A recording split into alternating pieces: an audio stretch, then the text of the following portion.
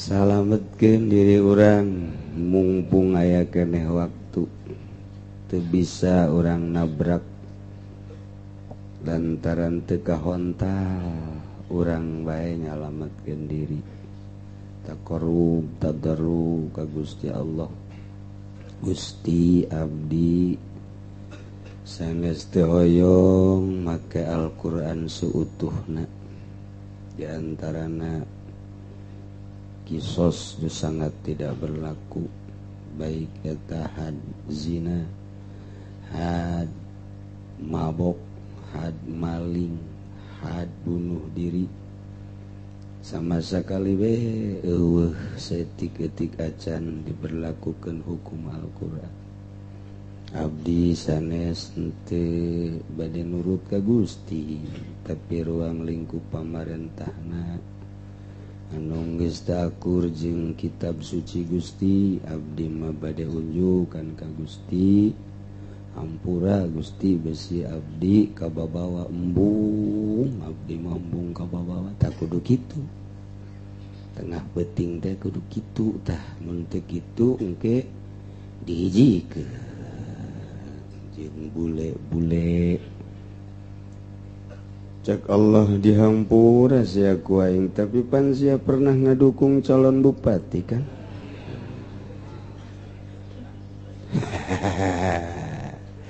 Aduh cak kiai sial kaduhung ngaji aing ye. Sia teh kurang ngaji ka dieu atuh. Aing eta henteu kasihan. Ka ditu kanu tenang. Ngajina ulah ka dieu. Teangan kiai nu tenang jang di dunia tapi riweuh di akhirat. Jeung bangsana ka ditu.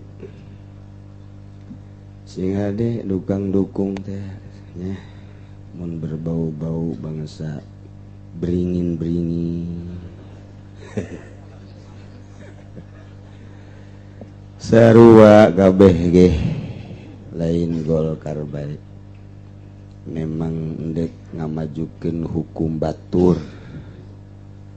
Di urang teh serba salah. Ieu mah keur carita Quran teh teu dipake. Ngaju urang ulah teh dukang dukung gitu. Dukung ai dibere duit mah. Komo gede mah. Ngaju ngacung bae. Di abdi mah atos cenah. Dirante sia ku aing. Pilih dukung jang kalangsungan bangsa jeung nagara. Tapi ulah main sugak sogok tah eta nu kosaran itu ulah daek dibeli diri urang. Aing ye ku dibeli mah berat. Boa milih ge berat, tanggung jawab di hareupeun Allah. Tak kudu boga pikiran kitu tah. Ngaji teh ongkoh jadi kiai tapi teu robah-robah. Pan jadi kiai ngaji terus bae tapi teu robah-robah atuh komo nu lain kiai. Tu lain kiai mah pan ka neraka ge pantes ka neraka na ai lain kiai mah. Pan ai kiai mah teu pantes ka neraka. Misalna lurah camat ka neraka atuh cek urang pantes.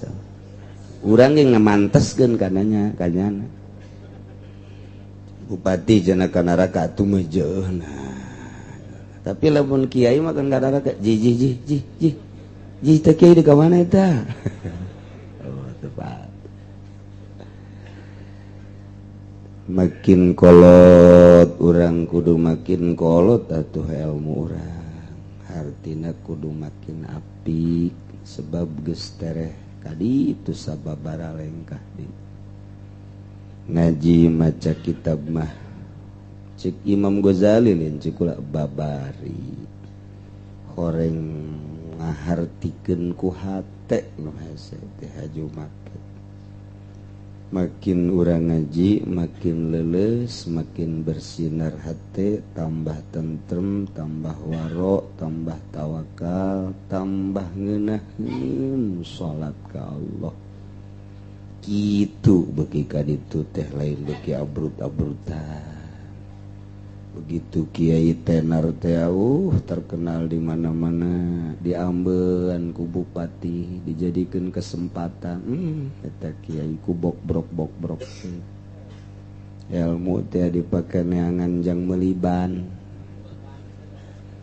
jang meuli naon deui sen oli hina amat teh ilmu mah pake meuli ridho Allah subhanahu. Cenah urang bakal susah tuh bun kos kita kajin moal kebel di dunia mah. Cenah pemajikan ceurik neangan deui. Nu teu ceurik bentak naon sih? Eleh ku pamajikan deuk ka Allah, eleh ku pamajikan. Urang deuk tawakal, magahan ngaji, tentrem, pamajikan noelan titah usaha. Manya eleh ku pamajikan. Keyakinan urang, teu mah Kiai ondo teu mah kos ondo sama Kiai Kosim. Iya, jadi makin kadi lain jauh na ngaji, lain deket na ngaji, sadajan ka Eropa, ka Amerika, ka Timur Tengah. Nu dimaksud nama ieu urang leuleus hate ngaji. Tangan jang supaya leuleus hate. Mantap Kangjeng Nabi mah supaya leuleus hate teh nasihat teh lain bae ku jelema kafa bil mauti wa'izon nu paeh sing jadi nasihat ka urang hiji mangsa deui mah Kangjeng Nabi nyarita jadikeun nasihat eta hewan. Kangjeng Nabi nyarita pergantian waktu sing jadikeun nasihat berang ka peuting ka berang. Antaran di waktu eta lah urang bakal terjadi kiamat sugro yakni maut. Jadi lain beuki ka dieu beuki abrut-abrutan tah eta ilmu jadi hijab ngaranna. Ayana urang rada tapak seetik tina dunia menempuh ridho Allah subhanahu wa ta'ala. Dirasakeunana ieu kuari kararieu dedengean jeung dedeuleuan makin kahareup makin pohar. Nuju urang kababawa di nu boga ilmuna atuh anggeus-anggeus. Ieu mah keur carita koleksi doang ya ilmu kisos mah. Jadi sanajan teu ditelek-telek ge ngaji na ieu nyantai bari ngarokok, bari ngopi di handapeun tanggal Ambon. Eueuh masalah ieu mah ngaji mah ieu. Eueuh masalah lantaran memang moal dipake ieu mah. Sakadar nyaritakeun hukum Al-Qur'an nu diterjemahkeun ku Kangjeng Nabi, nu diistinbat ku para mujtahid, dibukukeun mudawan ngaranna ku ari ku urang didengekeun dibahas. Masya Allah, urang mah geus hasil ngaistinbat para ulama. Tinggal ambai, tinggal ngadahar baik, tinggal mengkonsumsi kudu hese-hese. Mentak jasana luar biasa para mujtahid, para ulama tarjih, para mufti. Sebab mun eueuh maranehanana urang deuk ngahartikeun Quran kumaha. Jadi hartikeun ku Muhammadiyah ku Wahabi nu langsung teu make ulama majakarari turaraduta. Jeung nyana geja anti-anti ulama ge buktina mah jamenang ulama deuk ngahartikeun kumaha atuh nyana ngan teu tawadu doang. Teu tawadu teh teu asor kana jasa-jasa para wali-wali Allah Subhanahu wa ta'ala. Orang nu mantak ziarah ka Banten, beuh jasa Sultan teh pohara jas babad Banten.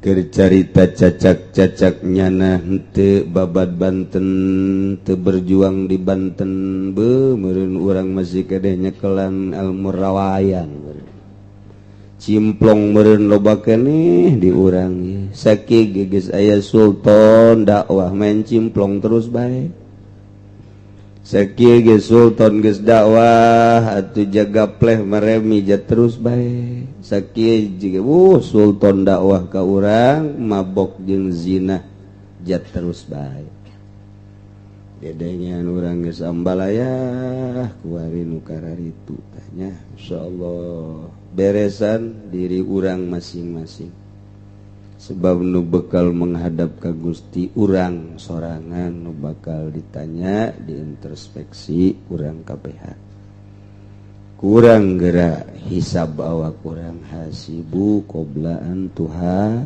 sabu salat aing tibalik datang ka ayeuna komplit apa henteu sanggeusna komplit bener syarat jeung rukuna apa henteu sanggeusna bener syarat jeung rukuna babacaanana bener tah henteu sanggeusna bener atawa henteu babacaanna khusyuk atawa henteu terus makin hari itung ku urang perbaiki salat urang hari ieu mah ya bangsa pertanahan boh teu meunang tinggalun diperbaiki bener-bener urusan perdagangan diperbaiki henteu jore bagus tapi kunaon nu bakal urang menghadap langsung ka Gusti teu pati diperbaiki salat urang zakat urang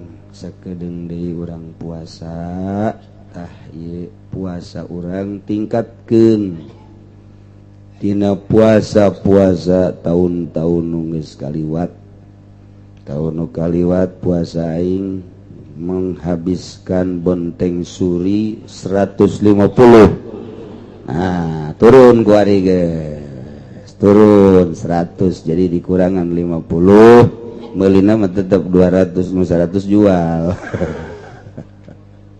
aduh ya gitu introspeksi ayo makin hari makin bagus urang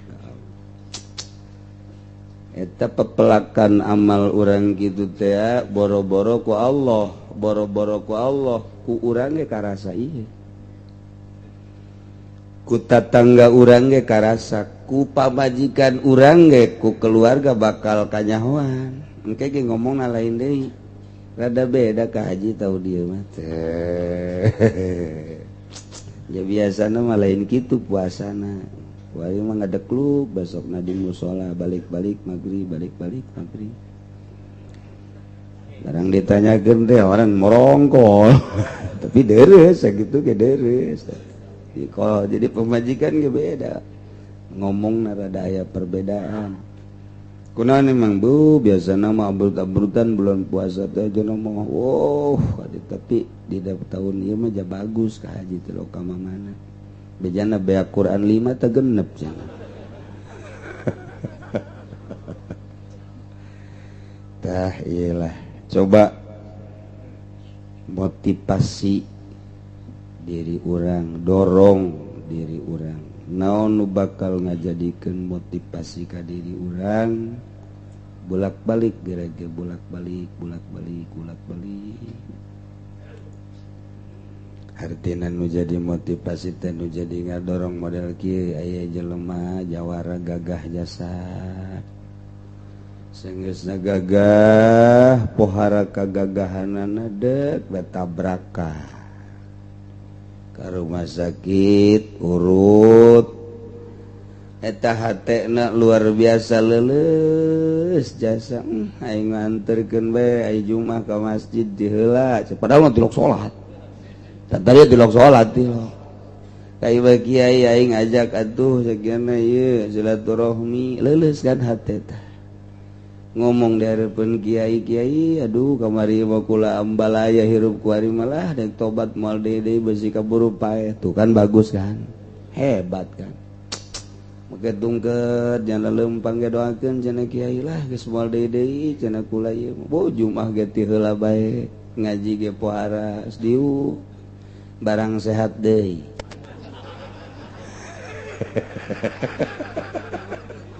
boro-boro ka imah kiai amprok ge di jalan ka imah kiai malengos eta kos gitu tah jadi berarti eta bagusan keur gering apa bagusan keur sehat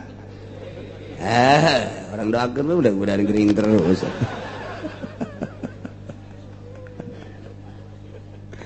eta motivasi gering hebat tah nu ngadorong kana ibadah jelema kerja di pejabat wah ambuala ya hirupna di mana hotel di mana aya di mana naik klub di mana aya awewe geus dibawa lantaran duit tinggal ngarawuan bae menang nyokot di tukang dangder tukang toge menang nyokot di tukang oncom tempe teu nyahoan dirau kunyana geus dipake hiburan kueri dibere gering nyana atawa ditangkap ku polisi atawa enggesan jadi pejabat nak jadi DPR emang kiai begitu pakai kokoset bae bagus oh masalah aja kiai na ulah embung biasa bae emang kiai mah asal geus turun untuk ka kiai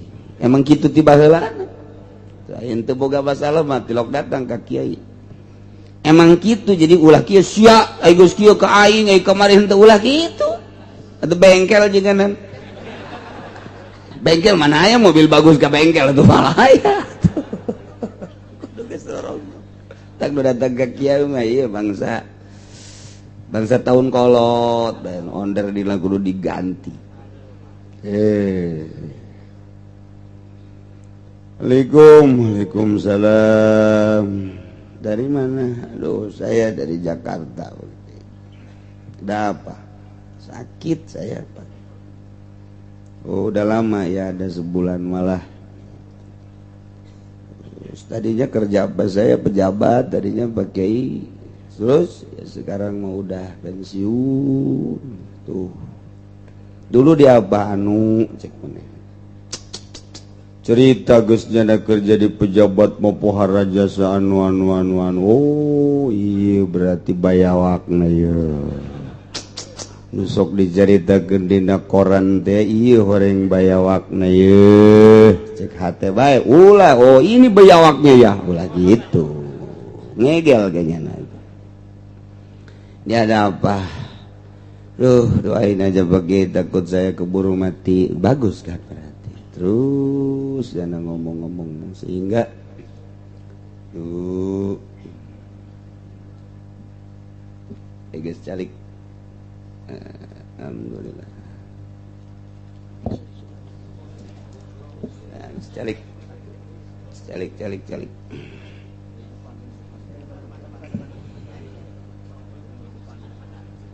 ya udah duduk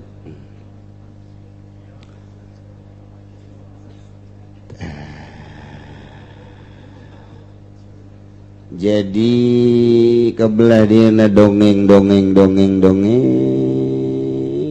leles hati alhamdulillah balik seminggu deh nyada datang bebeja gagiai anu balik seminggu deh datang leles hati kiai cenah ye pangmikeunkeun ka fakir miskin tuh kan ye jang pasantren jang masjid dipetak-petakeun beres terus pulang ke rumah sakit diopna malah dulur-dulur nage ngejemput cenah kiai supaya ka dieu eta hebat kan leuleus kan berarti geus pohara jasa tah hatena teh ka Allah deukeut eta kos kitu teh deukeut beres balik ke rumah sakit jag waringkas sehat bebe jaga ki alhamdulillah ki berkat doana cenah mantep jasa geus pokona doakeun cenah beli mobil anyar nah sia mulai ya meuli geus mobil anyar leng istinya hokaler kidul tak bagusan keur gering apa bagusan keur sehat bagusan keur gering eta nu dicaritakeun tadi sebenarnya siage kitu sebenarnya gitu sebenarnya akur eta sebenarnya tak itulah jadi nu mantak jelema muriang teh deket ka Allah tah bukti tah kos kitu tapi lamun ahli Allah mah lain deui pan eta mah tataina abrut-abrutan jadi leles dulur-dulur ngalayat hayang dilayat ku kiai ku ustad malah dijemput jaim kaneun ieu sakitu tajana mangis asa deket ai bangsa ahli Allah mah lain begitu dek dibere muriang geus lah ulah kadararieu jelema riweuh tuh geus aya nu neuk mah tungguan bae di arep geus cukup geus ditabalik bae geus teu kudu kapanggih cukup geus riweuh lantaran geus teu hayang ngobrol beuki dibere muriang beuki mantep ibadah ka Gusti Allah beuki terus bae embung per detik embung poho ka Gusti Allah mendak kadang-kadang waktuna teh tertentu jam sekian bae geus kaluar deui nya nambung diganggu nikmatan jeung Allah jeung kobo kapanggih jeung camat geus teu hayang kapanggih jeung lurah jeung bupati geus embung baueun bau keur sehat bae embung dibere duit kuno kos kitu teh embung bau teh duit teh coba ge ieu mah lain lalagaan mamang mah teu pernah nguji duit dibere ku bupati 5 juta sok sabaraha kali diberena ngomong atuh sia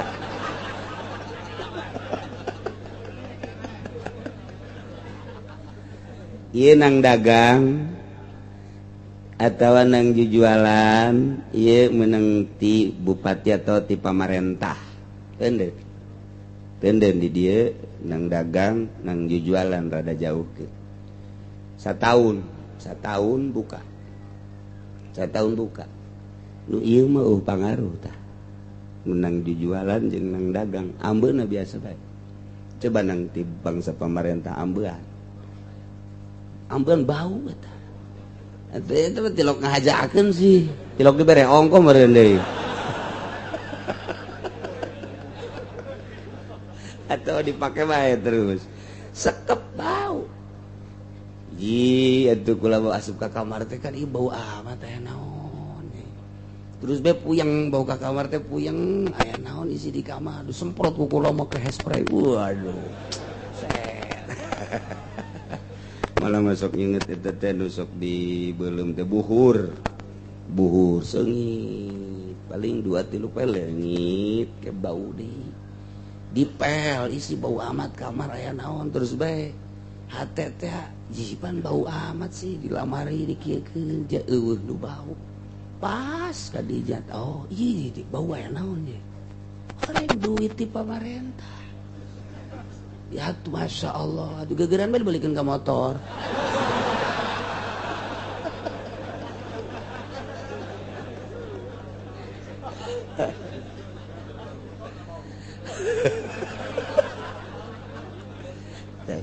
kos gitulah tah duit jadi bisa ngomong teh geus pernah ngalaman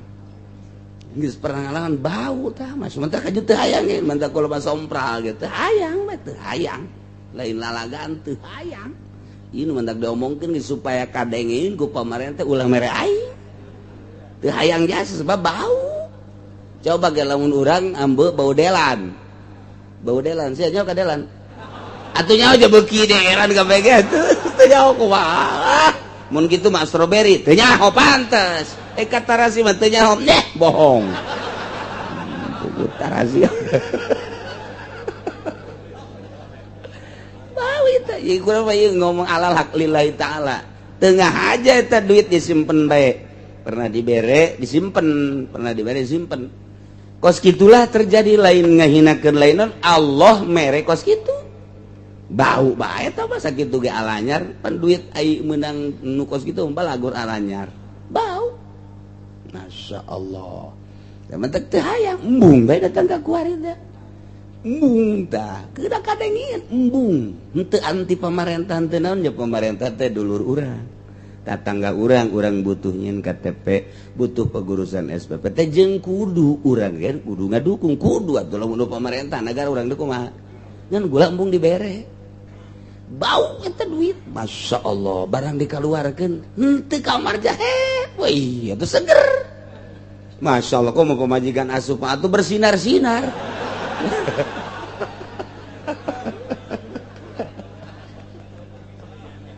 tuh Gusti Allah badak lamun can pernah moal bisa ngomong can pernah jadi eta bet sabodo takos gitulah kajadianana Masya Allah antak lillahi ta'ala sababaraha urang nu make tim sukses mere kakula bikin deh teh kudu dicaritakeun jelema embung bikin kagetun nya bikin naon pernah terjadi bau atuh jang naon teh kudu dicaritakeun jelema nu titah mikeun lain saurang tim sukses bikin teu hayang ka ditu geuning dampaikeun ka datang ka kuari teu pernah datang ka aja jadi kula mun teu bendu ieu ka jelema henteu sama teu datang nyana isin atuh lain nyana bae nu isin mah tetangga ge loba nu isin teu masalah tah mah geus loba ngeun embung bau entek lamun aya kiai haju jadi tim sukses Golkar gitu teh melengek kula lain melengek ai bau mah teh geus puguh ngan melengek jihan dadahe kanan bagir mah bagir bae dukung bae tahu lillahi ta'ala satahun dah duit teh satahun bisa ke bae mal dipake lah bae bau ya Allah ngaji encender geus ka bau-bau padak lamun urang ngadenge urayan kitu Syekh Abdul Qadir urayan Junaidil Baghdadi Imam Junaidil Baghdadi Syekh Sikti Ma'rufil Ghori parantes nya nama nu langsung neuleuh hakikat kula bae sataun dibere bau ku Allah kuari jadi embung bae sakapeung waktu aya hiji camat mereka kula pernah teu ditarima ku kula aya nu teu pernah lantaran abrut-abrutan jasa aya nu saja nu ditarima kene ieu keur carita salah sahiji camat teu ditarima jangan lantaran mabok camatna sinah nyaho kula judi aya camat lain aya buktikeun ku ari jaya ngan moal dibejakeun teh rahasia sebab bareng jeung kula kitu depan bere bung teh hiji mangsa datang deui ka imah poe Jumat merekna teu sasalaman teuneun mah dihandap balik dengan oh ieu pamerenganna ieu teuneun deui ku kula kobal diatepkeun bae teu dipake-pake bau deui bae cak mamang teh kadiekeun coba nu bau siapa di bau-bau ge terus bae hogo kos gitulah Masya Allah karim jah masalah dekuku aja salametkeun diri urang ulah pake abrut-abrutan ulah kabita kuno kos kitu tah lantaran meureun mun urang dibere neuleuh mah ku Gusti Allah gila sarua bae ngan urang mah dongeng-dongeng para wali bae kos kitu antieun saju guru-guru urang kamari alal haq abuya Cidahu lamun dibere ditarima disimpen di juru aya sakarung duit di pemerintah sakarung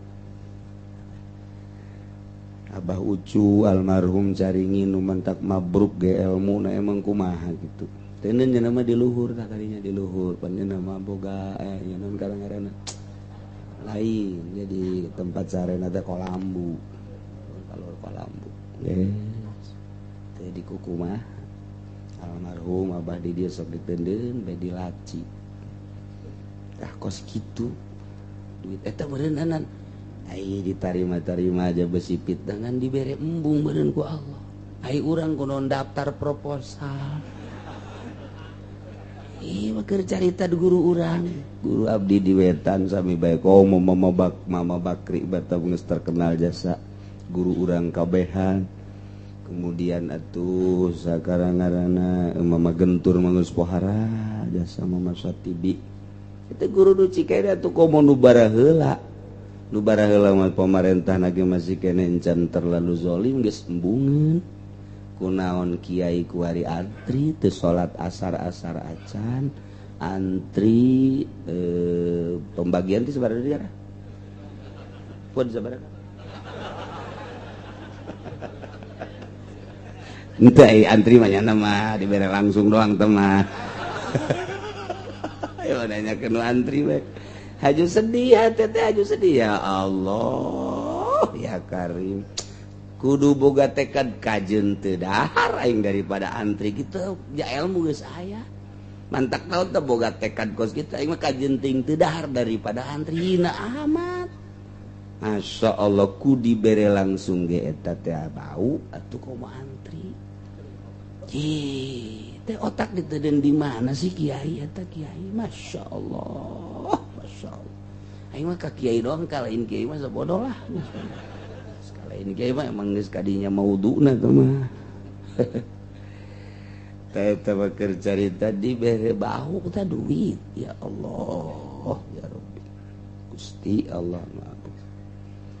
Kitulah ulama-ulama salafus sholihin nu mantak urang dina kitab dititah nuturkeun ulama salafus sholihin. Lain sorbana, lain bajuna, lain udeng-udengna.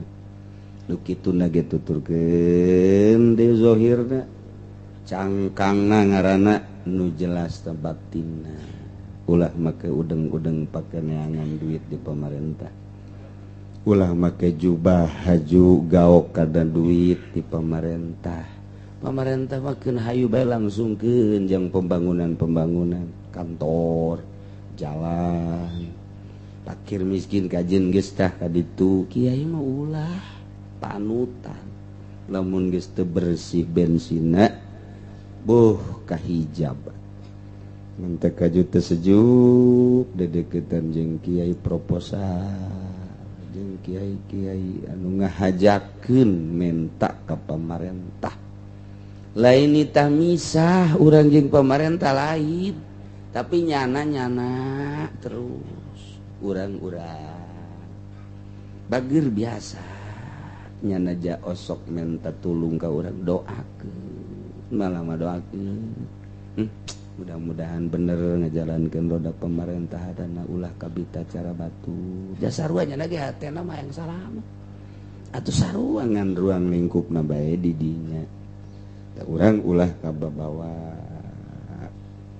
Ya, Masya Allah Karim. Kau mau dek puasa mah ya, dek puasa. Oh, dikiriman ku bupati teh hiji kabanggaan. Letik jasa teh mah otak kiai. Malah ngarep-ngarep tahun kamari mah aya kok tahun ieu euy nya. Aing jadi teu kapake sial jasa teu kadeuleu tah naon pan aing kiai. Ya Allah, ya Rabbi teh si bupati ku tolol-tolol teh. Jare kanan bupati di jero ibah sorangan teu kadeuleu meureun aing kunyana sakieu aing tokoh kiai. Ih teh si bupati kunaon kos kitu kabari mah batik aya. Jeung duitna sabaraha warga. Kudu nama barang eueuh teh doa ka Gusti alhamdulillah salamet abdi mun aya mah santeun. Dipake pemberen ku abdi atau dibikeun ieu mah salamet Gusti.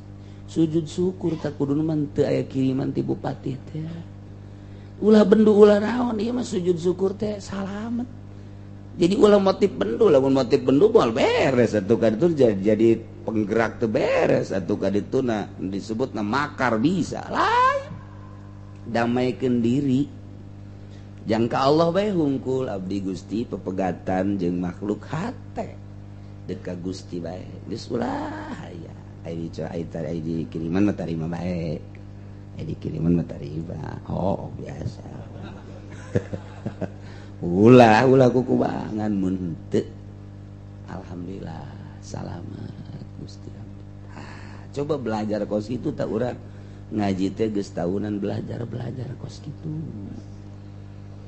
Gitu ulah kieu bareng aing ngaji bae bupati ge deukeut ka aing. Alhamdulillah cecek eta teh sidar ngaji meureun. Sinar bekok tuh mah. Siapa salah nyinaran tuh. Kumaha si ngajina masyaallah hari. Coba usahakeun urang babarengan supaya urang kabehan menang nur ilahi sinar ilahi sehingga deket jeung Allah, rasa kadeuleuan Allah, rasa dideuleukeun ku Allah, rasa didengekeun ku Allah. Kitu ke deh pemerintahan lagi doakeun we tetep mudah-mudahan bisa ibadah ka Gusti Allah sehingga negara urang jadi aman, ulah kadenge korupsi amin ya robbal alamin. Jadi tenang hati tentrem dek puasa tentremkeun tenangkeun ulah haju dek ngadeukeutan ka Gusti Allah bendu jeung DPR atuh ulah kalakuanana doang jeung kos kituna jelema mah tatangga urang dulur urang kawau urang biasa bae tah urang teh can bisa kos kitu sebab urang mah tasawufna teu boga guru torekatna ngan zikir doang sehingga timbul fitnah. Ulah timbul fitnah tuh ibadah ka Allah mah jaga gedena mah hate jeung ruh bae lah. Cek dina ilmu tarekat Baitullah teh ayat 4 ngan nu 2 mah ulah ka dicaritakeun nu 2 baheula nu 2 ke besi puyeng nu 2 deui mah besi puyeng nu 2 deui mah jero 4 Ka'bah teh 4 Baitullah teh 4 nu 2 baheula Baitullah zahir Ka'bah sadunya titah ka Ka'bah. Baitullah aduh hiji di baroh Allah roh ka Allah. Jadi urang pan mun salat mustaqbilal Ka'bah awak tabah ai roh matu ka Allah.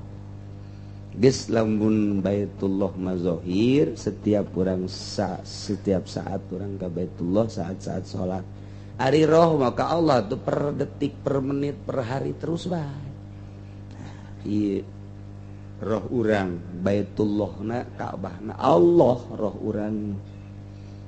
Dak aya pertanyaan ti Kristen katanya Islam itu bertuhan kepada Allah, jangan menyembah ke batu-batu. Kok dia nyembah ke Baitullah ke Ka'bah? Mendeget aing kadis ya kok yang soekeun beungeut sia kok aing sia ngaji atuh. Ayo penting ngaji bebalnya tabah zohir supaya kadulu seragam sadunya Baitullah dititah ku Gusti Allah roh maka Allah.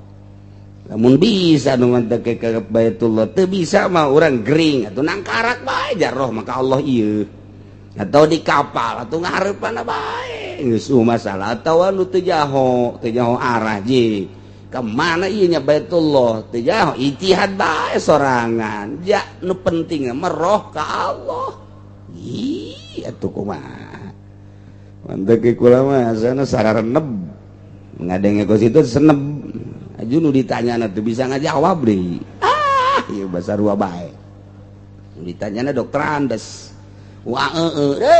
sia mun aya di martil ku sia amat tuh gak jawab ku kitu bae ge. Setengah ngaji, tak dokter Anda setengah ngaji coba cerita Baitullah sabaraha syariat batu hiji bae ketika orang mendek norekat dibejakeun 2 jang roh ma Allah lamun geus naik deui teh lain deui 2 deui moal bae pokona mah moal maka dibejakeun teh kudu mayar.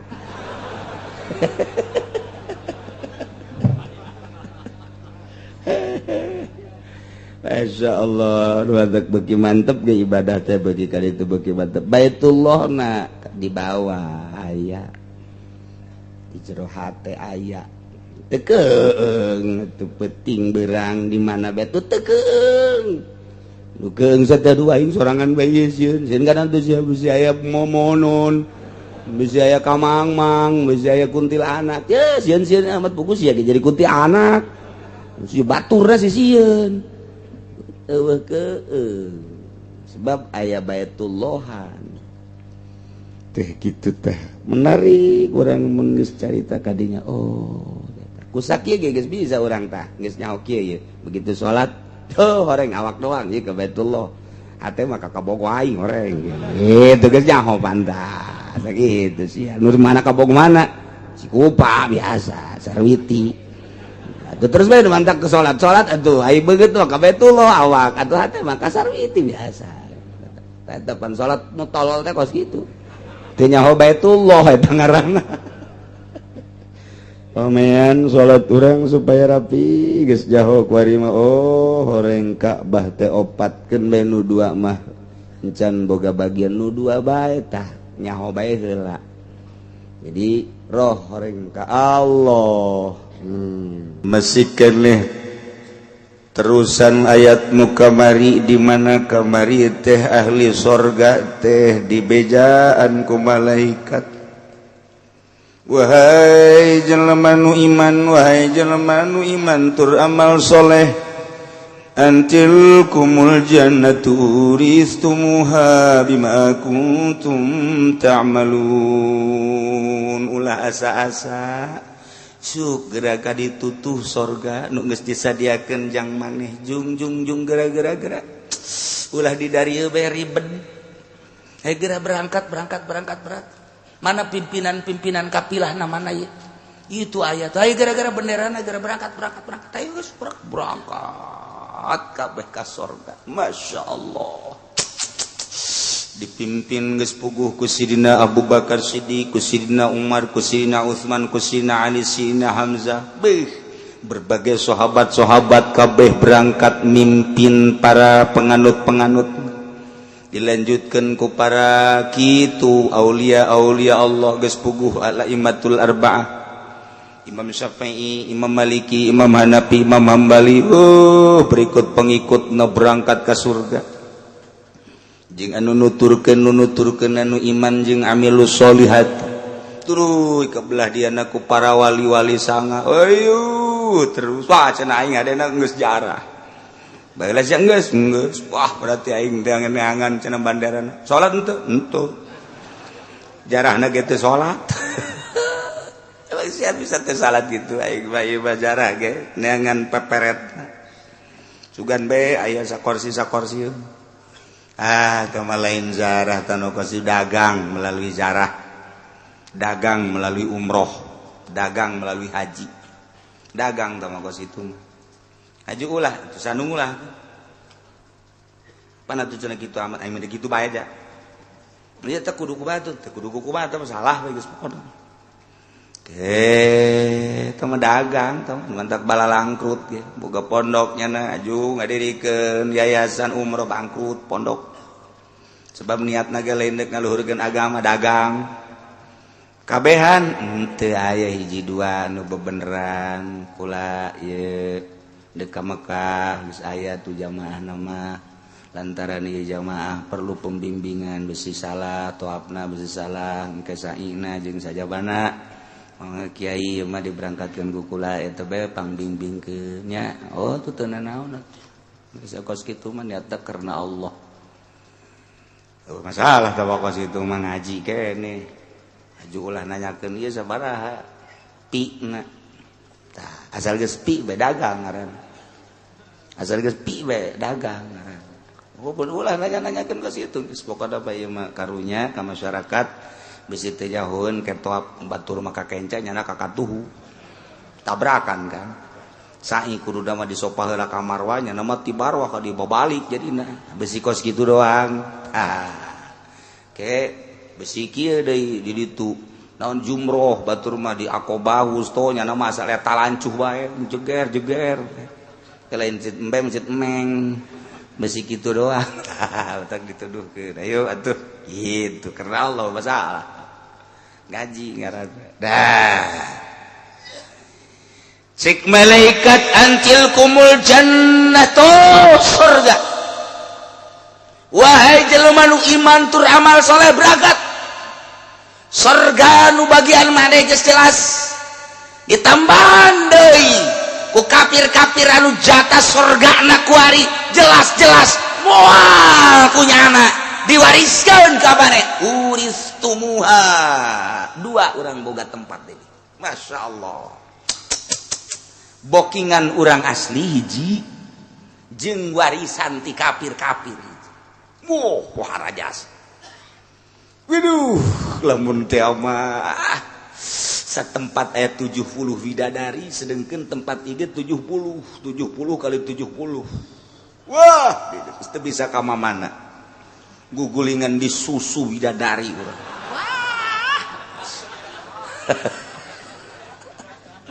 halo Gusti Allah masyaallah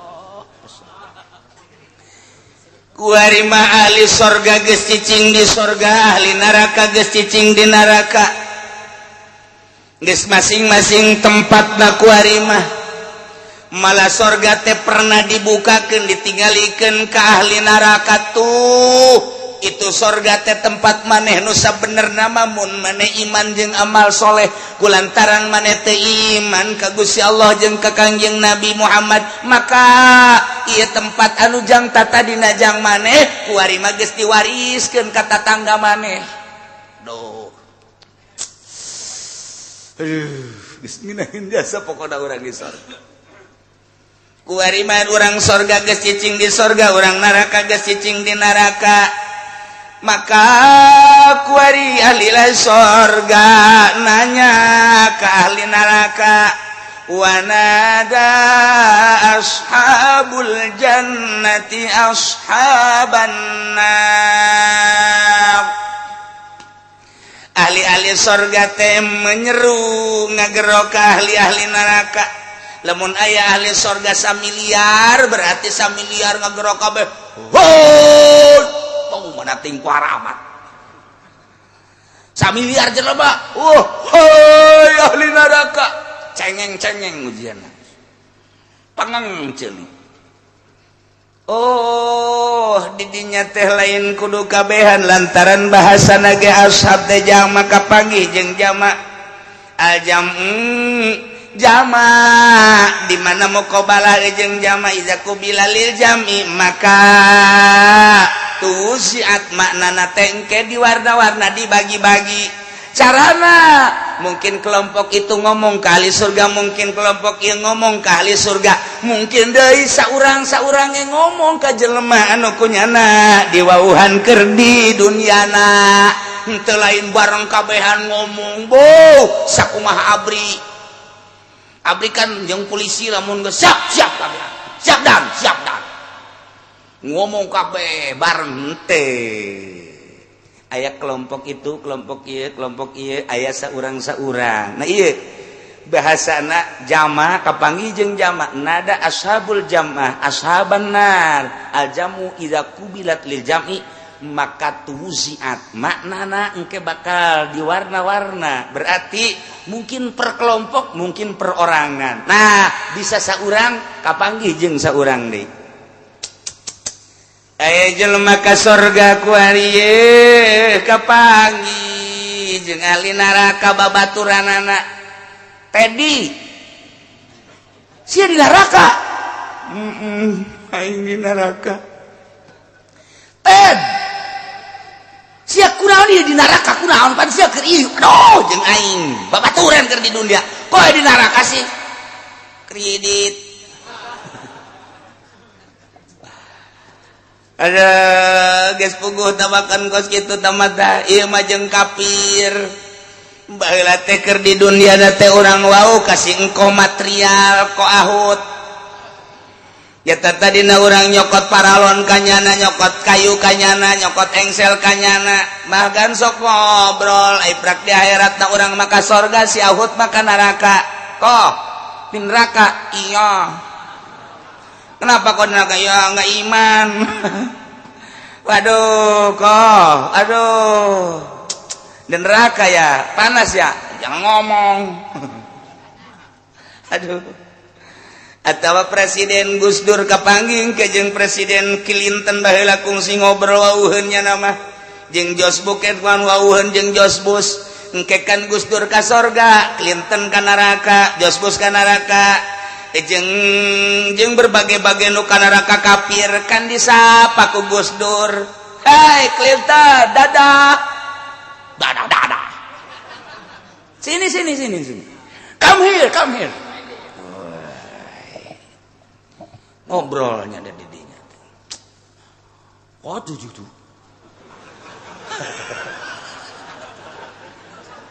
Mari teruskan aing. Emang kau nak tuh bisa jing. Aduh, langsungnya jadi takut bagaimana kabarnya dan apa yang dilakukan. Aduh. Ngobrol, perorangan ngobrol. Urang ngobrol jeung sing kohahut. Jeung si siang-siang malingseng ngobrol, jeung si Tegwan ngobrol urang kabeh. Nah, jeung kafir-kafirnya geus jelas-jelas ahli neraka. Atau babaturan urang ngejawara tadi nyabu bae keur di dunia nanti. Waduh, teu eureun-eureun nya.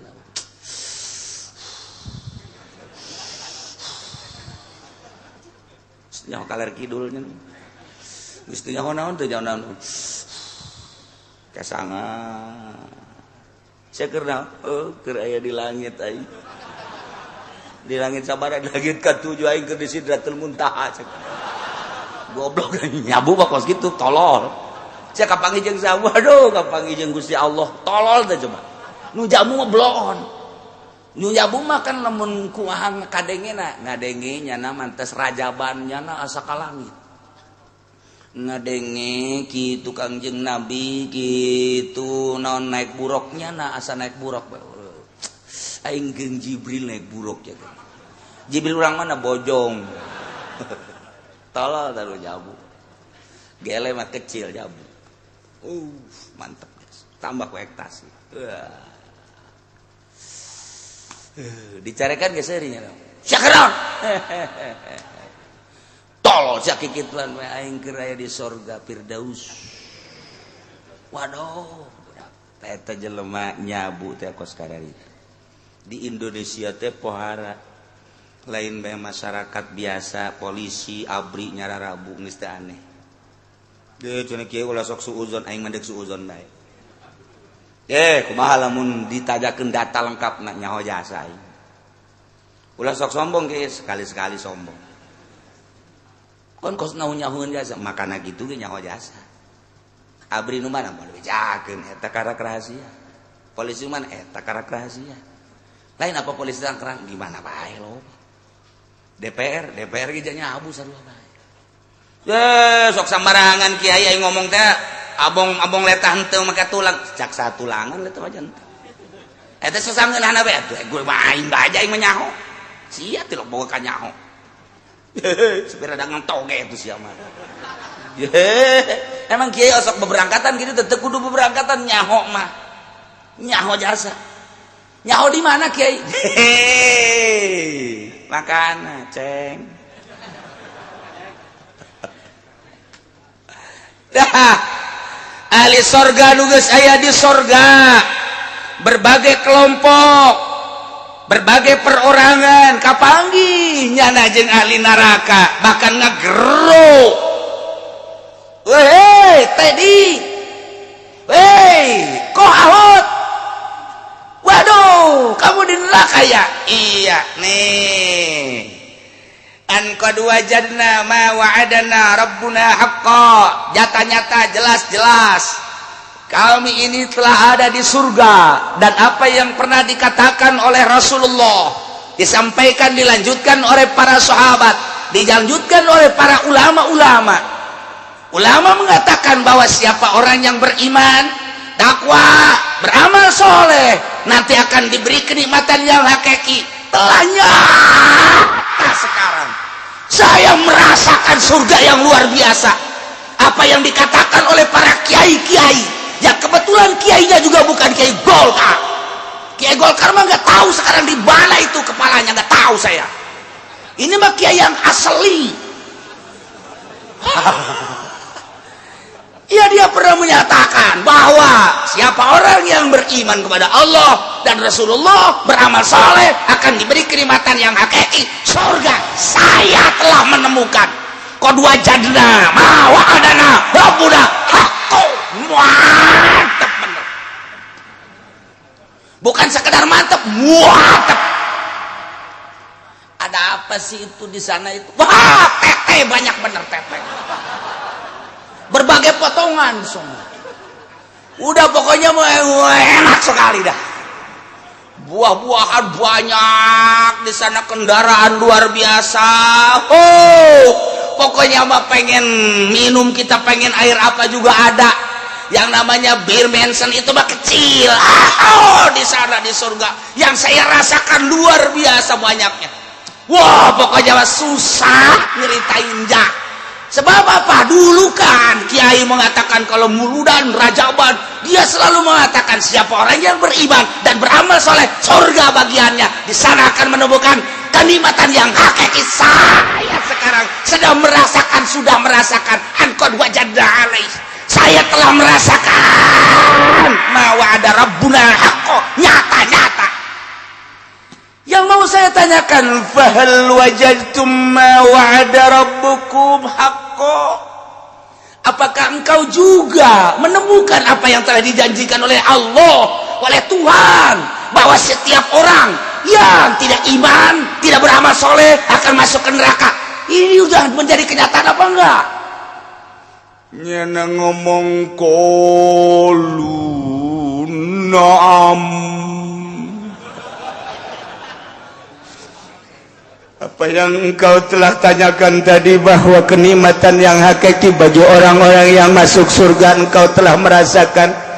Kami pun telah dijanjikan oleh Allah dulu waktu di dunia. Kami telah mendengarkan para kiai ceramah, orang yang beriman kepada Allah, beriman kepada Rasulullah Muhammad, itu nanti akan diberi surga. Kebalikannya, ketika tidak beriman dan tidak beramal soleh akan dimasukkan ke neraka. Jelas kami sekarang telah ada di desa neraka. Oh, kamu udah di desa neraka? Iya. KTP-nya nomor berapa sih? Jangan ngomong KTP, gue panas nih. Saya di neraka. Kenyataannya sekarang telah ada jelas. Ucapan-ucapan para kiai dulu mengatakan orang yang tidak beriman dan beramal soleh akan masuk neraka. Saya sekarang lagi di kulub-kulub. Apa itu kulub? Itu yang gelotrok-gelotrok gitu. Masya Allah. Aing pohoan bahasa Melayu. Jika nyawan ku bupati aing diondang tayang poho tambah poho. Maka geus jelaslah ahli sorga nyaritakeun kanikmatan anu dirasakeun di sorga. Kitu keneh pertanyaan jang ahli neraka. Ku ahli neraka dijawab muhun, jelas jasa geus kapanggih ku ari maka nyeri siksa nu aya di neraka teu bohong. Fa'adzana mu'adzinum bainahum al-la'natullahi 'alal zalimin. Maka tidinyalah begitu aya ucapan antara ahli sorga jeung ahli neraka. Silih tanya silih jawab, celengkeung aya malaikat nyarita. Fa'adzana mu'adzinun ayanada munadin bainahum. Malaikat nyarita, wahai ahli surga, wahai ahli neraka, perlu diketahui al-la'natullahi 'alal zalim. Laknat Allah, siksa Allah ditimpakan, dirasakan, diberatkan ala zalimina, untuk orang-orang yang zalim. Tinggal ngahep-hep bae ahli neraka. Di neraka ngadengikeun omongan malaikat. Nu mana nu zalim teh? Alladzina yasudduna an sabilillahi wa yabghunaha 'iwaja wa hum bil akhirati kafirun. jelema-jelema anu menang laknat Allah nu ditibakeun diberatkeun ka jelema nu zalim teh ieu jelema nu zalim teh waktu di duniana alladzina nyaeta jelema-jelema yasudunan nasan sabilillah anu nahan ngalarang manusia tina jalan ka Allah nyanana geus teu daek iman ka Allah ka Kangjeng Rasulullah di samping eta ngahalangan deui kanu deuk iman. Aya sekelompok manusia Kristen agamana anak nama hendak asup Islam disiksa kunyana ieulah jelema alladzina yasudduna an sabilillah. Awas kamu masuk Islam, akan saya siksa kamu. Tidak lihat kamu nih bapak nih, lihat nih mamahmu, lihat mamahmu, kita udah kadung nyembah ke Yesus Kristus. Dia itu Tuhan. Dia dilahirkan di Yerusalem. Dia Tuhan itu. Kamu jangan sampai salah. Pak, itu Tuhan dilahirkan di Yerusalem. Sebelum dia lahir siapa sih Tuhannya? Jangan ngomong gitu lu. Gua malu ntar. Pokoknya Tuhan aja itu dia. Ya kan dia dilahirkan dulu 25 Desember walaupun itu kan dimasalahkan oleh Paus Benediktus. Dia menyatakan karena dia sudah masuk Islam sebab dia adalah meneliti bahwa menurut Paus bohong itu bahwa Yesus itu lahir tanggal 25 Desember itu bohong. Saya sudah teliti dari kebohongan itulah maka saya masuk Islam. Yesus itu bohong. Eta Paus nu ngomong setelah masuk Islam.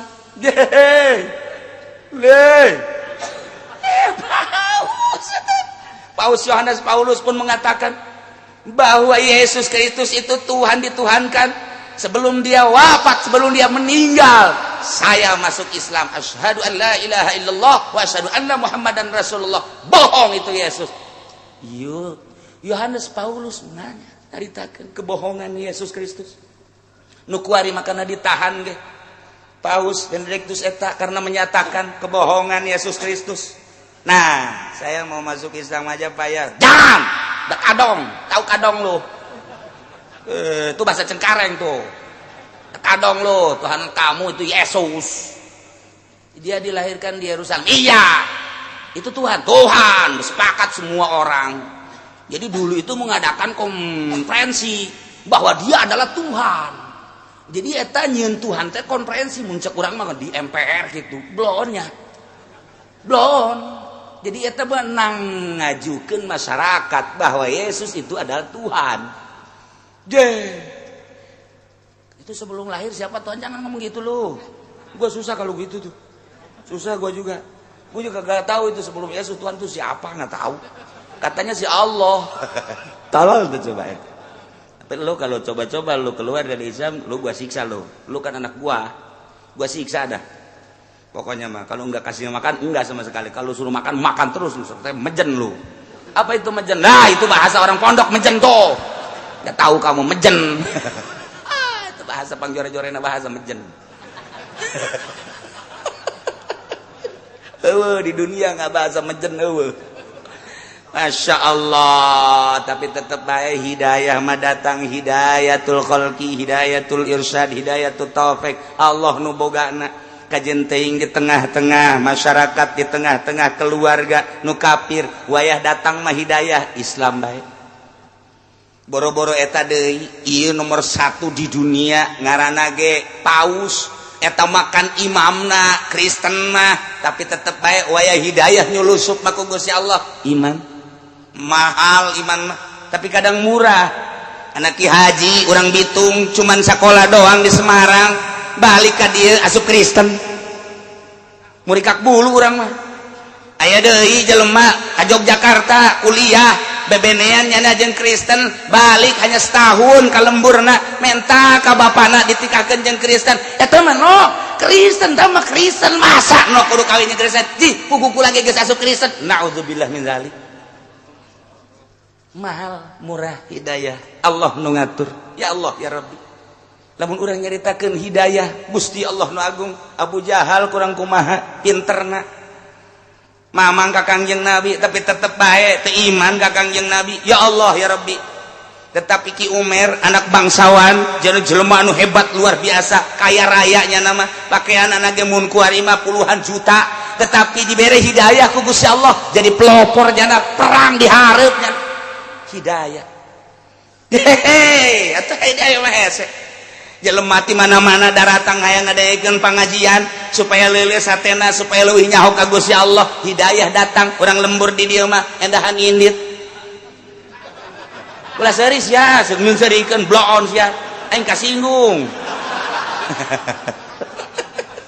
eta teh urusan Allah nu mantap kiai ulah sok mamarahan dititahna ge nyampai-nyampaikeun bae ulah sok maradu tah budak kunaon teu nurut ka aing je titah nurut ge lain ka sia ka Allah matak lamun aya kiai ngomong kieu aing asana pindah meureun di dinya emang kunaon teu daekeun narurut ka aing salah balilahan tah kiai tampiling habak tah kiai kos kitu siana bae ibadah leuwih ti sia ajakan daekeun alhamdulillah teu daekeun atuh sia bae lu bener jalain kita nurut ka sia ka Allah kitu lah cenah kiai geus teu narurut cenah ka kula di ditu mah deuk pindah bae aya eueuh dirinya masjid aya nu salat aya berarti kan nurut ka Allah teu nurut ka sia aya naon di hate sia da jelema nama masjid geus aya ibadahna geus salat geus berarti nyaho ka Allah adapun teu nurut ka sia ngaji teu daek da ngaji ka sia dan lain sebagainya siana berarti teu wajar dituturkeun ku urang dinya lantaran di jerona aya proposalan ye dibabaetkeun hulu sia ku aing sia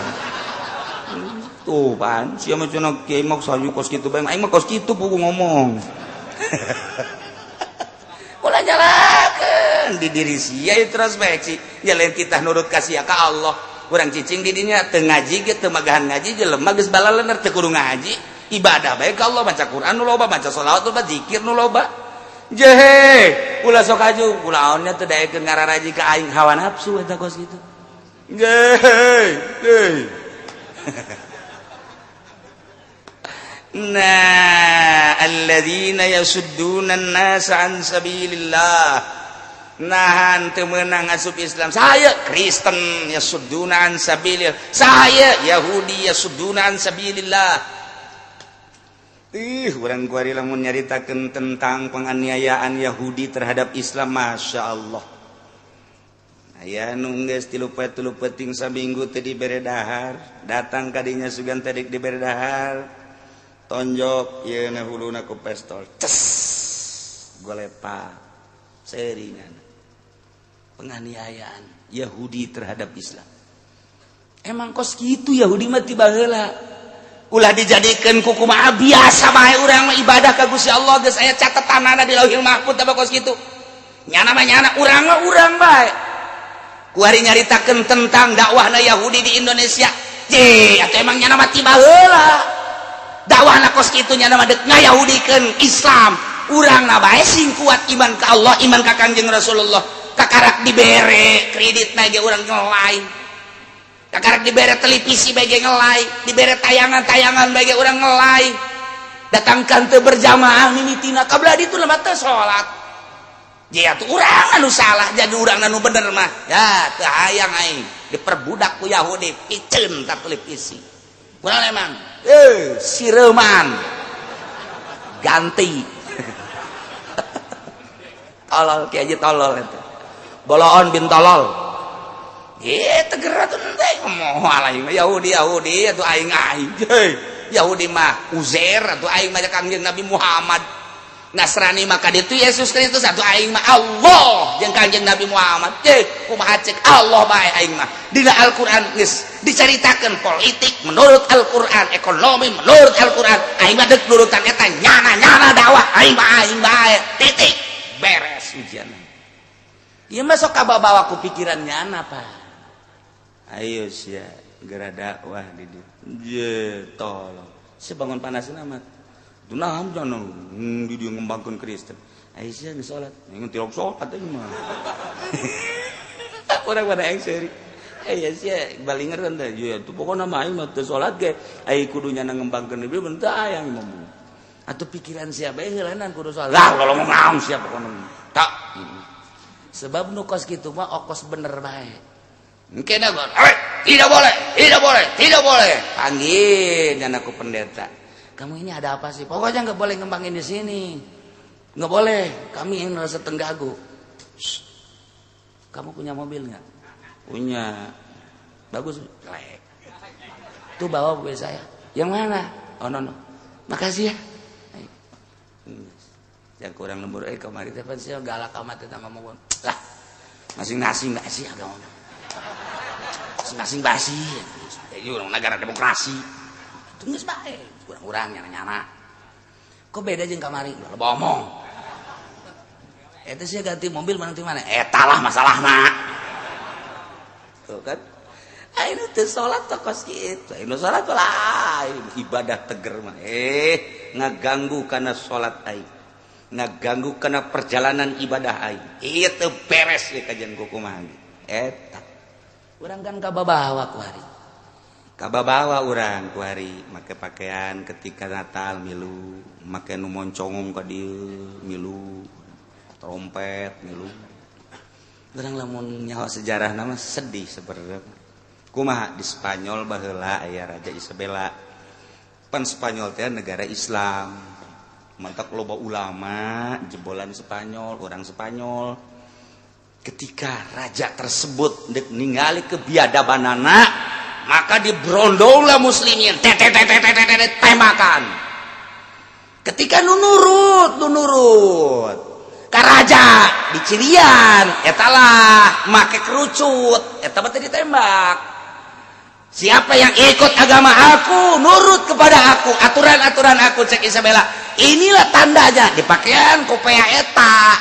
Kerucut, nah eta mah diamankeun ku nyana. Ieu mah yo anu tetep bae ka Allah, Kanjeng Nabi tembakan. Sabaraha ribu mungkin ratus ribu buak. Aya teh nu make kerucut kabeh eta mah aman. Sugan teh deuk diamankeun ternyata ditembakan keneh bae terakhir. Bawa ke tempat, ini juga sama. Tembak kabeh beres. Beak kabeh. Etalah kopeah kenang-kenangan Spanyol datang ka kuari.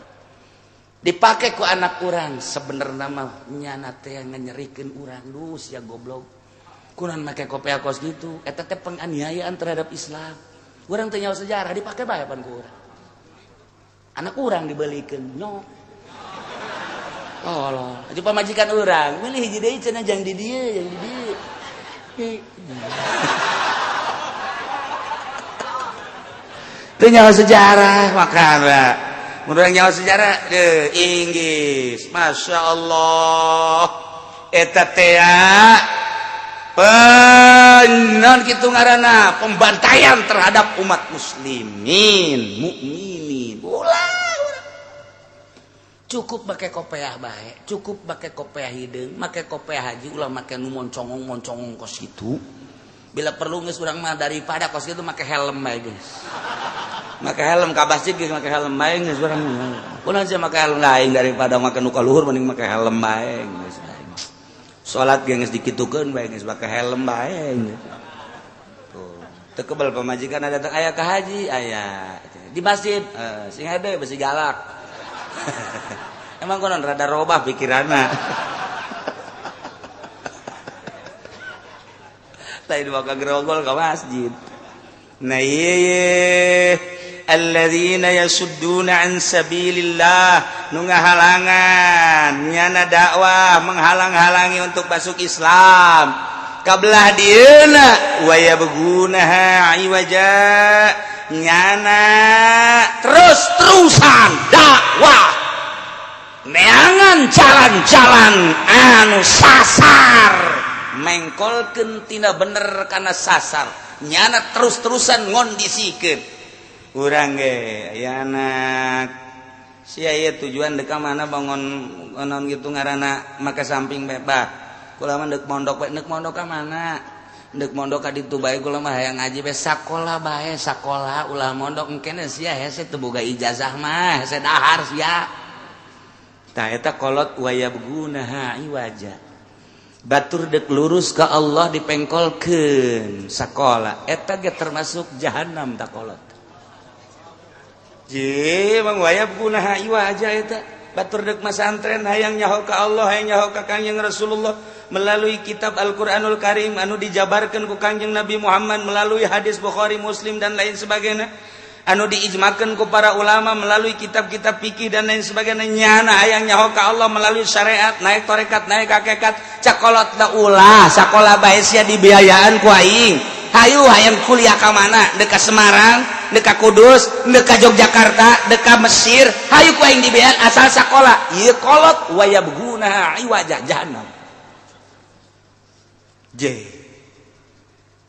sia eta ngagogondol tas naon sih duit bah ndek ka mana ndek ka dealer bah maksudna ndek meuli mobil sabar duit eta aya meureun 270 mah ieu yang meuli ieu Kijang Innova heuy Aisyah ku kabalinger teu kudu digogondol duit cukup mawa DP bae kredit zaman kuari mah sia ulah make cash kos kitu di pangajian ge Ki Uci cenah kudu cash bae ulah ngadegeun Ki Uci moal maju sia ngadegeun Ki Uci mah ortodok Ki Uci mah ulah ngadengekeun geus sia maning kredit bae duit nu sawarena pake usaha jadi sia mobil boga per bulan katutup usaha sia ieu kolot wa yabgunaha iwaja jahannam eta ih anak dekat sorga hayang boga meuli mobil teh jang zarah jang ngaji lah nek dikeskeun bae ja acara kredit tah haram nu model kos kuari malantaran dua akad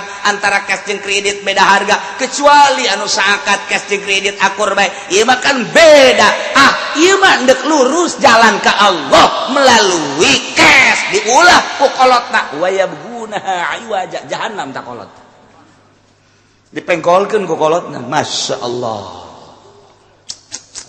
ceng sia ieu bangona nyekelan foto bae eta naon ieu bebene bah nala ieu bebene sia bapak ngalamarkeun ka ditu ke heula pan sia anak abah pan dilahirkeun ku emas sia ieu teh pan hasil totoker abah sia teh abah bebeakan amat bah maksudna sia supaya nurut ka aing capek nyieun sia nu bener bah ye ieu kieu caritana ieu si bebene sia ieu make jilbab make samping emang santri di mana mondokna di Kinasuha Putat aing teu sedap teresep aing boga minantu santri aing mah teresep aya aing mah sia boga sia teh boga pabajikan teh ya nu kuliah bahasa Inggrisna hebat bahasa Jepang hebat bahasa Korea hebat tah eta nu kos kitu ulah nu make jilbab kos kieu mah teresep ye boga minantu kos kieu ye paling ge salat bae kos kitu kita dagang teu bisa kita nanaon teu bisa teresep aing mah kajen teh teu salat pokon mamajikan sia asal modern ieu kolot wa yabgunaha iwaja jahannam ieu kolot loba jasa ieu kolot di urang kan nu jahannam asana bagi dua buah di majelis ge ieu jahannam kabeh ya Allah ya Rabb ceng saya ngeluarkan motor ke mana ngaji bah ke mana Cilongok ya Allah ya Rabbi rumah tangga sia moal beres ku ngaji moal anggeus ku ngaji deuleu pamajikan sia tuh atuh pan sia eta kan kudu dahar kudu naon emang ngaji ku situ diberean duit ku kiai moal beres ku ngaji beresan heula imah tangga sia tah kajen ku kumaha ge je ulah ngaji bae abah teresep neuleuh sia ngaji bae mun abah neuleuh sia dagang aing resep tapi ngaji bae abah teresep wa yabgunaha iwaja ieu kolot beuleum habak bawakeun obor ku naon sia beuleum abah pendek beuleum daripada di neraka mending ku ari bah sia masokan teman-teman wa yabghuna yatlubuna sabil iwaja nu bener disalahkeun nu deuk ka dieu ka katu diulahkeun nu deuk lurus diulahkeun teh iya naon ieu ieu muludan bidah teh so macem-macem segala muludan segala naon nyaritakeun Kangjeng Nabi kan lah geus teu kudu muludan ya di dia ya tah teu kencan muludan geja salat biasa sagala biasa ini muludan gandeng ngakeun muludan sagala rupa ieu mah kokolot lembur ngaekeun muludan supaya rabat tambah cinta-cinta ka Gusti. Lah, bedakeun ge 10 muludan. Wa yabgunaha iwaja. Jahanam tah budak. Jahanam usir habak jangan mokos gitu ya. Brak usia diusir beneran. Wa yabgunaha iwaja. Nu loba jasa ieu mah. Nu wa yabgunaha iwajana, nu mengkol-mengkolkeun. Nah. Anak, kamu ini cita-citanya pengen jadi apa? Letik kan. Saya cita-citanya pengen jadi ustad. Jangan jadi ustad, jangan. Coba jangan apa? Jadi apa saya pengen jadi kiai, Pak? Jangan, nggak bagus. Apa jadi apa? Masinis aja. Ya, masinis kereta api. Belum tak kolot. Jadi ustad ulah, jadi kiai ulah, jadi masinis. Satu naon bedanya jeung tukang beca masinis mah. Ngan beda saeutik doang itu mah buleut setirna ieu mah panjang.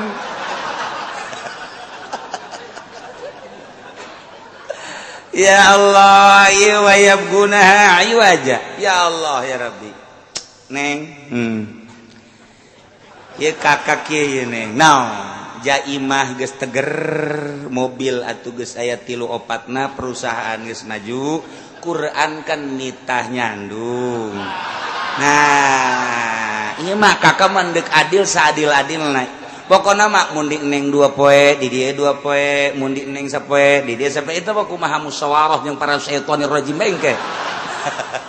Nah, ieu kumaha neng tah? Kumaha tah kira-kira jai imah geus teger kendaraan aya kakak usaha geus alhamdulillah. Asana meureun sapoe 10 juta mah kakak teh akan ngahasilkeun ka Jakarta ku neng di bank ge loba keneh kan duit. Nah ieu mah kan masalahna ieu karunya loba awewe anu teu boga salaki. Keur terutama aya janda-janda, aya yatim tah karunya ka yatimna kakak mah. Atuh heuh ja kakak mah aya soal kikituan mah jeung neng ge kurang kumaha ngan yatim. Kan aya mere langsung ka yatim mah kan teu bagus. Aya kitu mah kan emakna dikawin kan jadi yatimna kan bagus. Yatim. Mulai geus ceuli aya galedeg dadedor. Ieu bandek lain nanya wah kitu ieu mah kira-kira ridho teh henteu. Wa yabgunaha iwaja. Tuh siapa emang hayang meureun. Masya Allah. Tapi pamajikan ngan nasehatan Kak kula ge janyaho ja kula ge santri imah rusak kieu geus leuwih ti weto teger atuh kendaraan ja hampir teu kapake duit ja loba kakak ieu ngadidik kula ge hiji teu kadidik umum 2 Kak kira-kira kakak kumaha tah engke di akhirat tanggung jawabna kula ge ieu bisa salat bisa puasa dan lain sebagainya lain di kakak meunang ti sejen engke kakak lamun kawin deui teh kakak kumaha aju kakang ke berat ka ditu kulang ke teu gilir-gilir eta siap teu ka neraka jahanam beh. Tungtung nama tol. Adena cek awewe emang sia mah yang kitu bae. Dasarna sia mah bung wayab gunaha iwaja. Udah loba jasa ieu. Mengkol-mengkolkeun jelema tina arah nu lurus ka Allah ka Kangjeng Rasulullah dipengkolkeun. Walaupun undek pesantren dipengkolkeun sakola, walaupun undek kes dipengkolkeun kana kredit, walaupun nu cita-citana yang jadi bagus dipengkolkeun dan lain-lain sebagainya. Cara dagang nu bagus mah kieu dipengkolkeun ku urang ku cara Yahudi. Di Islam kudu kieu dipengkolkeun ku urang ku cara Nasrani, dipengkolkeun ku urang ku cara kafir. Wa yabgunaha iwaja. Iyalah jelema anu zalim. Di Indonesia lain make aturan Al-Qur'anul Karim, make aturan-aturan kitu ham. Nah iyalah negara geus mengkolkeun anu urang deuk ka Allah, urang deuk ka Kangjeng Rasulullah, mampu lain mampu deui. Lain lalagan, tapi kan dihalangan lah kusaha nu ngahalanganna malah bejakeun si eta bae pokona malah. Nah ieu pemerintah urang teh wa yabgunaha iwaja sebab teu make aturan-aturan Al-Qur'anul Karim zalim. Mun nyaritakeun pemerintah adil di Indonesia eueuh sahuntu-huntu acan sebab teu make aturan Al-Qur'anul Karim. Ketika kajian geus teu make aturan Al-Qur'an maka demokrasi asal sing bener demokrasi mana buktina wa yabgunaha iwaja. Polisi yabgunaha iwaja, ABRI yabgunaha iwaja, DPR yabgunaha iwaja. Kitu kene pamarentah ya gunaha iwaja tinggal tunggu we paeh jahanam. Di cenah kiai sok sangeunah nabi ulah kitu atuh nyuran aing mah kitu bae. Supaya sadar doang ieu masalahna. Oh, heueuh supaya kitu doang. Nah, malaikat nyarita al-la'natullahi 'alal zalimin. Laknat Allah dibikeun dibere